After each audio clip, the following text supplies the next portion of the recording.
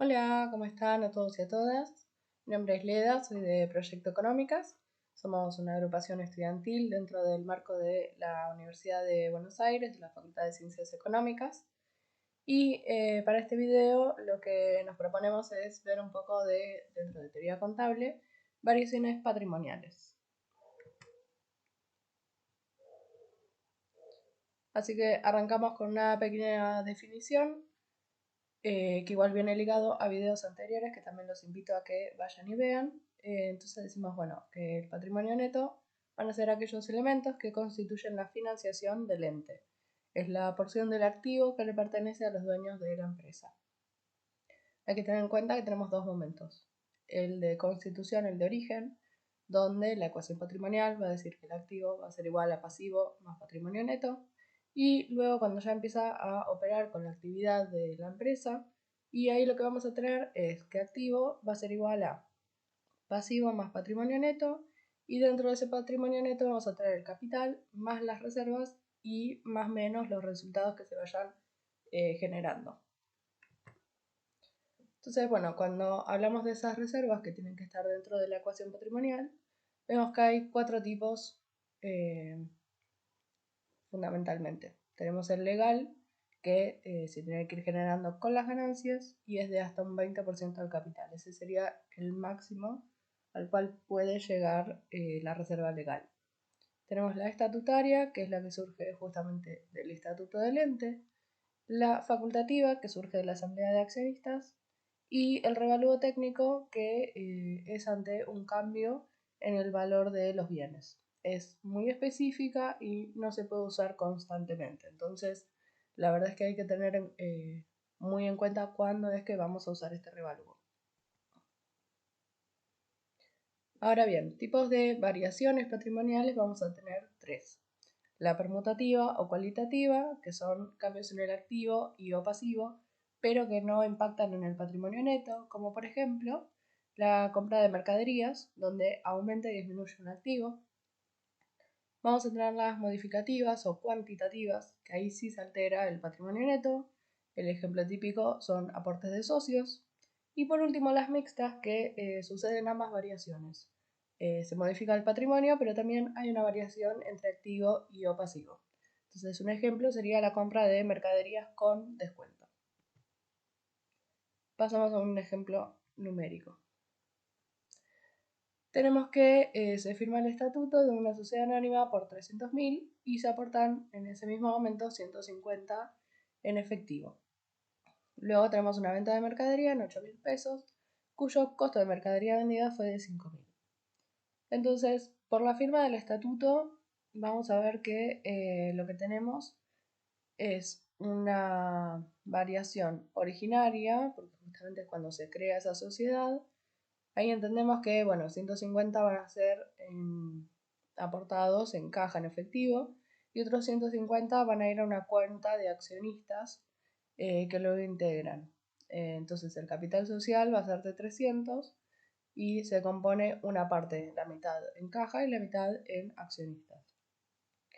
Ahora bien, por los aportes en sí vamos a tener una variación permutativa y como vemos ahí, lo que antes teníamos en accionista lo estamos aumentando de caja para bajar de accionista. Y por último tenemos la venta de mercadería, que esa va a ser un tipo de variación modificativa. Y ahí lo que tenemos es un aumento de caja por esa venta en 8.000 pesos. Eso me va a impactar después en ingresos por venta o ventas. Y por otro lado nos va a bajar las mercaderías que estamos vendiendo y se va a impactar eso dentro del costo de mercadería vendida que va dentro del estado de resultado. Bien, tenemos dos tipos de inventario, por así decir. Una es cuando hacemos un inventario permanente, que para eso tenemos que tener una ficha de stock, tenemos que tener la información actualizada. Puede ser más costoso porque justamente como es permanente uno tiene que estar todo el tiempo viendo con qué bienes cuenta. Y el tema va a ser cómo vamos a tomar los valores cuando estemos vendiendo ese costo de mercadería vendida, que puede ser en PEPs, WEPs o CPP, como vamos a ver a continuación en un ejemplo numérico. y va a tener una ficha de cierre. En cambio, si lo hacemos por diferencia de inventario, el mismo no requiere de una ficha, sino que cuando compro, las compras acumulan toda la información. Y cuando vendo no hay costo de mercadería vendida, porque no sé específicamente qué es lo que estoy vendiendo.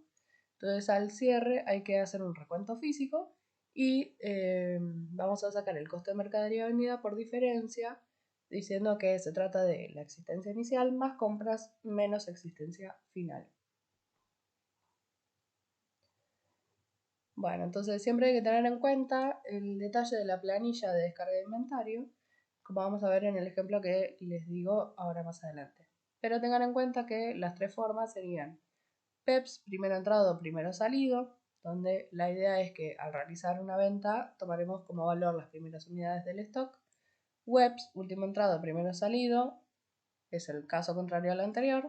Entonces, ante una venta se tomarán las últimas unidades adquiridas, o sea, el valor de esas últimas unidades adquiridas. Y CPP, que es costo promedio ponderado, donde se debe hacer un cálculo sobre los montos totales en el saldo y las unidades que hay en existencia. Pasamos al ejemplo. Entonces, acá tenemos todas las operaciones del mes. Y nos dice, bueno, el 1 de octubre tenemos una existencia inicial de 50 unidades. Están valuadas de la siguiente forma: 20 a 200 pesos adquiridas el 10 de septiembre y 30 a 210 pesos el día 20 de septiembre. El día 4 de octubre tenemos la compra de 4 unidades a 250 pesos. El proveedor bonifica, se paga 50% en efectivo y el saldo restante en cuenta corriente a 30 días sin interés. El día 6 de octubre tenemos la venta de 40 unidades a 400 pesos en efectivo. Se le otorga al cliente una bonificación del 10%. El día 15 del 10 tenemos la compra de 20 unidades a 250 pesos en efectivo. El día 20 de octubre, venta de 20 unidades a 410 pesos en cuenta corriente a pagar a 60 días sin interés. El 25 de octubre tenemos una devolución de 5 unidades de la venta del día 6 de octubre. Y al 31 de octubre tenemos el recuento físico de 23 unidades. Entonces vamos a usar con esos tres métodos a ver cómo sería la evaluación final. Para lo que es PEPS, entonces, primero entrado, primero salido, vamos a partir de la existencia inicial. Siempre el cuadrito tiene esta forma. Partimos de una fecha, un concepto, y vean que dentro de entrada, salida y saldo vamos a tener pormenorizado las unidades físicas, el precio unitario y el total, que sería la multiplicación de los anteriores. Entonces, por ejemplo, la existencia inicial eran 20 a 200 pesos, me da un total de 4.000, 30 a 210, 6.300, entonces son las 50 unidades que tengo de existencia inicial valuadas a 10.300. Arrastro saldo para después poder hacer las cuentas. El día 4 de octubre me dice que había tenido una compra de 10 unidades a 225. La marco dentro de entrada, pero dentro de lo que es saldo voy a continuar con el orden. Entonces las 20 unidades a 200, 30 a 210 y sumo estas 10 a 225. Mi total 12.550. Cuando tengo la venta del día 6 de octubre, como es primero entrado, primero salido, lo primero que voy a tener que dar de baja son estas 20 unidades a 200. Seguido por otras 20 dentro de estos 30, como me alcanza para llegar a las 40 unidades, a 210, lo cual me da 4.200. Total, de la venta, digamos, 8.200. El stock que a mí me va a quedar van a ser 10 de estas 30 a 210 y estas 10 unidades últimas que había comprado el 4 de octubre a 225. Entonces mi nuevo saldo sería 4.350. Para el día 15 de octubre tengo otra compra, 20 unidades a 250, lo cual me da 5.000. Dentro del saldo voy a arrastrar lo que ya tenía, las 10 unidades a 210, las 10 unidades a 225 y estas nuevas 20 unidades a 250. El 20 de octubre tenemos otra venta de 20 unidades. Entonces, primero voy a vender estas 10 unidades a 210 y estas 10 a 2.25, que eso es lo que reflejamos acá. Entonces lo único que me va a quedar en stock van a ser las últimas 20 a 250. El día 25 de octubre tenemos una devolución, con lo cual lo ponemos dentro de salida, porque nos vuelven a ingresar 5 unidades y lo vamos a tomar al último precio de venta, porque suponemos que es de ahí. Entonces, como stock nos van a quedar esas 5 que nos devolvieron y estas 20 últimas que habíamos comprado antes. Ahora bien, al cierre hacemos un recuento físico y tenemos un faltante, digamos, porque de estas 25 que veo acá teóricas, me dice que físicamente tengo 23, con lo cual hay 2 de diferencia que tengo que evaluar a este mismo costo de las faltantes, de la devolución. Entonces me van a terminar quedando como stock 3 unidades a 225 y 20 a 250, que es parte de la última compra que hicimos. Y entonces ahí tenemos las 23 unidades, cómo se desglosa su importe. En cambio, si pasamos a webs, ahí lo que vemos es que, si bien al principio, el 1 de octubre, vamos a tener la misma composición, son las 20 unidades a 200, las 30 a 210, eso me da lo mismo, lo arrastro a saldo. La compra va a ser también lo mismo, son 10 unidades a 225, las agrego abajo de todo por una cuestión cronológica. Pero ahora sí viene lo interesante, que es cuando tenemos la venta el día 6 de octubre, lo primero que vamos a vender son estas 10 unidades últimas que adquirimos a 225. Y después seguimos por orden para llegar a las 40 unidades, estas 30 a 210. Entonces el saldo que a mí me queda van a ser las primeras 20 originales a 200 pesos. Ahí vemos la diferencia con Peps. Para el día 15 de octubre tenemos una compra, eso va a ser igual, así que son 20 unidades, 250, entonces va a estar compuesto por las 20 originales que no vendimos, más estas 20 que tenemos ahora. Ese es mi nuevo stock de 40 unidades. La siguiente venta me dice son 20 unidades. Entonces, último entrado, primero salido. Estas 20 son las que voy a estar vendiendo a 250.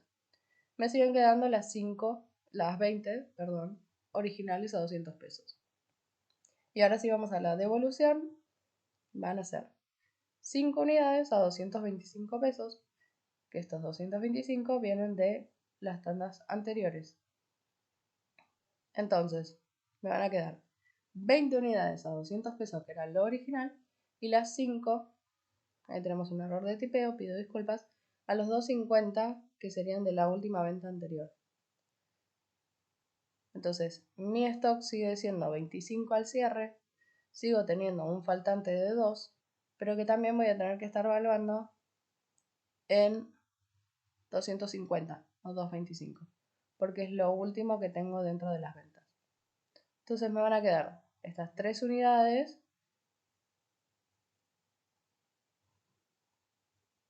en 250, acá abajo está bien. 3 unidades de 250 y las 20 a 200. Entonces son 23 total, valuadas 20 a 200 y 3 a 250.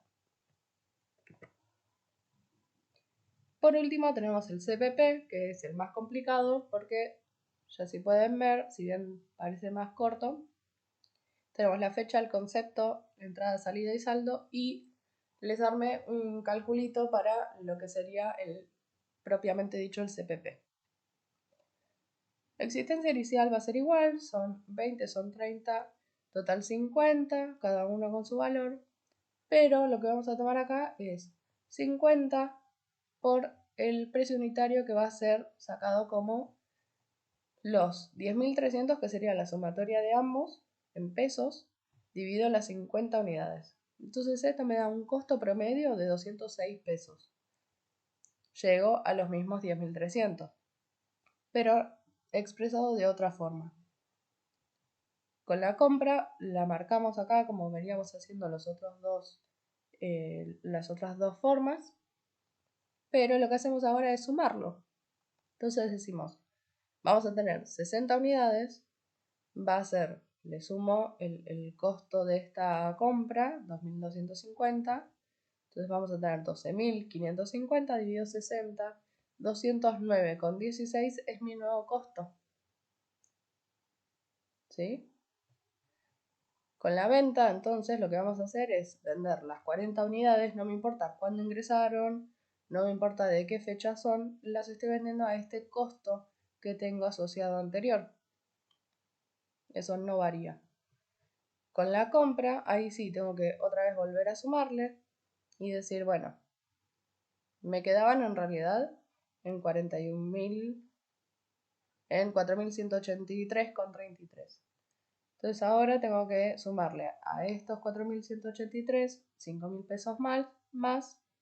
Entonces tenemos que mi total monetario son 9.183,33 dividido 40, que son las unidades que me quedan. Entonces 229,58 va a ser mi nuevo precio para tomar, mi precio ponderado. Cuando tengo la siguiente venta, ven que lo vendemos a 229,58, que era el costo. Con la devolución vamos a tomar también ese costo. Siempre vamos acá sumando, viendo el saldo cómo va quedando con los bienes. Y por último el faltante, que como habíamos dicho era de 2 unidades, pero acá tomamos ese costo promedio ponderado. Eso no varía para nada. Entonces al cierre me van a quedar 23 unidades a 229,58, que es el precio ponderado que sacamos de todos los movimientos que tuvimos. Bueno, muchas gracias por haber escuchado, esperamos que les sirvan y que puedan seguir viendo otros videos sobre teoría contable y otras materias.